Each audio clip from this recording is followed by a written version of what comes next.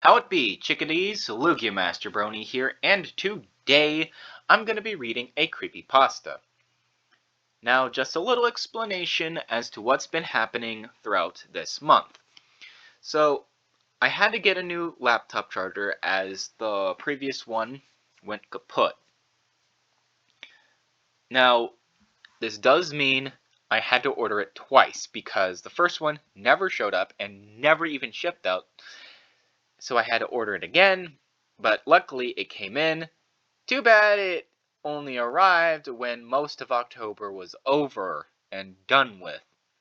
So what's going to happen is that I'm going to read this creepypasta today, and then for next month, I'll be reading creepypastas and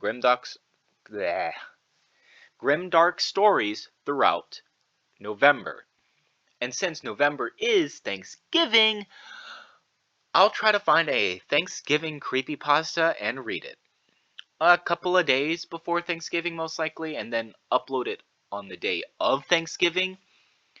So we'll just see how that plays out. Anyway, today I'm going to be reading a new creepypasta that showed up more recently. It's called Trick or Treat, and it was uploaded a couple of days ago. Now, just a little disclaimer, there's going to be some body horror and some gore within this story, so if you don't feel comfortable with that, feel free to leave. But if you do want to listen to the story, stick around because we're about to get started. Without further ado, grab a drink, grab a snack, grab your friends, and let's get into this. Trick or Treat. A gust of October wind sent a shiver up my back. Goosebumps prickled through my ghost costume, the former bedsheet flapping like a flag in the wind. I followed what I could see of my best friend Mikey from hand-cut eye-holes. The top of his matte brown dollar store cowboy hat bobbed ahead. I lugged my loaded pillowcase behind me, my arms numb from our night's success. At recess, Mikey and I planned Halloween to a science. We'd start at the top of the neighborhood, snaking our way back, hitting the full-sized candy homes, and avoiding the cough drop and gum weirdos. Unable to see the sidewalk in front of me, no thanks to this poor costume, I followed Mikey's shiny hat bouncing in the moonlight. 3 left, he shouted back to me, a skip to his step despite the colossal sack of sugar on his back. He jogged ahead and halted in front of our next target. The suburban house sat back on a deep yard of foam tombstones and plastic skeletons. A fog machine pumped in overdrive, filling the graveyard with a soupy haze, illuminated by radiant purple orbs strung from the gutters and the glowing red eyes of 10-foot chicken wire spiders on the roof. Mikey turned to me. The toothy grin on his freckled face said it all. We had a winner! By the time I made it through the first cemetery row, Mikey was prancing back down to the sidewalk with fistfuls of king-sized chocolates. Shaking my cloaked head, I drew closer to the door. An empty black bowl sat on the narrow porch beneath a Happy Halloween placemat. He totally robbed me! He snagged every last bar. In a flurry of sheets, I lugged my pillowcase down to the sidewalk, ready to fight Mikey for a Butterfinger. But I stood alone beneath the yellow glow of the street lights. Mikey! Mikey! Come on! I shouted to unseen ears. Minutes passed before I determined he wasn't waiting to scare me and had moved on to the next house alone.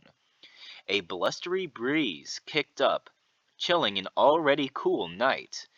My costume snapped my face as I picked up pace, eager to slide into my pajamas. The house over was home to an elderly lady, noted on our map for dishing out the gross candies. If not for the lone jack-o'-lantern illuminating the porch, I would have asked if she remembered what today was. Despite my certainty that I would see a cowboy knocking on the door, Mikey was nowhere to be seen. I figured ignoring his antics would encourage him to reveal himself. Unwilling to let him keep more candy from me, I approached the house. The single flame within the pumpkin flickered, fighting to brighten a fraction of the home's face. On each side of the door, head to toe, windows stood with the shutters closed. I popped my pillowcase beside me and thumped a cold, costume-covered fist on the door. Instantly, the handle rattled and popped as the door screeched open. When it parted from the frame, a cornucopia of wondrous scents rushed past the figure in the way, filling my nostrils and tickling my taste buds. As my eyes rolled back down from heaven, I realized my ignorance of the old lady in the doorway. She was a bit taller than me, maintained a head of thick silvery hair, and her wrinkles were scarce on soft rosy cheeks. "Trick or treat," I said. She smiled sweetly, revealing a mouthful of perfect white teeth. I opened my pillowcase, gesturing for candy. "Ma'am? Candy?" I asked puzzledly. She looked down, seeing the bag for the first time. "Oh, right, dear. I left it in the back. My apologies. Wait one moment," she croaked, and scuttled off into the depths of the home. Strange old bat, I thought. She left the door open, and from the porch I could catch glimpses of each room that branched off the hallway. On my immediate left was a dark living room. A couple of moth-eaten sofas and plastic-wrapped chairs filled the space. At the end of the hallway, I could see a bit of the kitchen. There was a shimmer on the floor that caught my eye. I pulled off my costume for a better look, and at the end of the hall lay a plastic cowboy hat. Mikey? It couldn't be, I thought. Unable to control curiosity, I took a step into the house, pausing to check for any sign of the old lady. I tiptoed a few paces deeper when the strength of the magnificent scents tripled, a blend of buttered chicken pot pie and warm cinnamon apple. Shaking my dizzied head, I should have turned and left, but the aroma strangled me in a bear hug. Determined to reach the hat, I shoved against it. Yet as the seconds ticked by, I couldn't resist the warm embrace. Spellbound by fragrance, I didn't notice the door behind me groan and click shut. My thoughts clouded. I couldn't remember why I was there and what I wanted other than the goodies in the air. I passed several rooms on both sides of the hallway, each handle wrapped in steel chains locked shut, and each one I cared less than the last. My shoulders started slouching, and the drool falling from my lips was uncontrollable. I could taste the succulent blend of scents.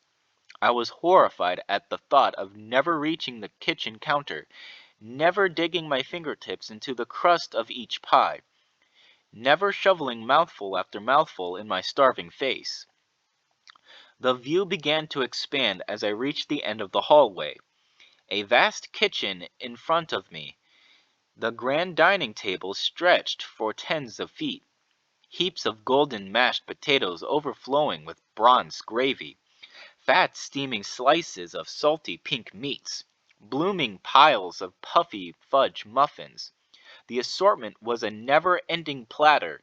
I kicked the cowboy hat aside, tripping over my feet to get a seat at the table. Obsessed with the scene and consumed with a desire to eat, I loaded my plate with appetizers.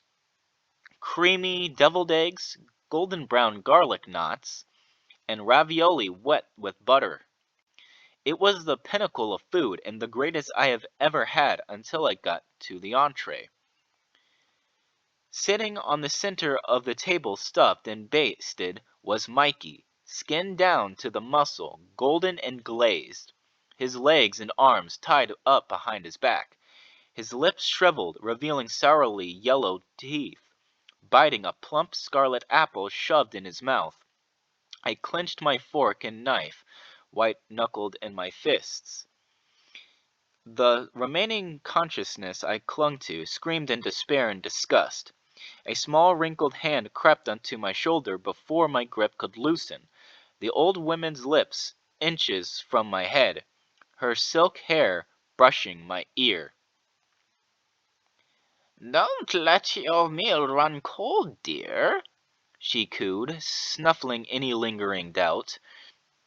Focused on my greasy reflection on Mikey's skinless thighs, I reached with my utensils and placed the blade on his tricep, puncturing his tender flesh like a pincushion with my fork too steady.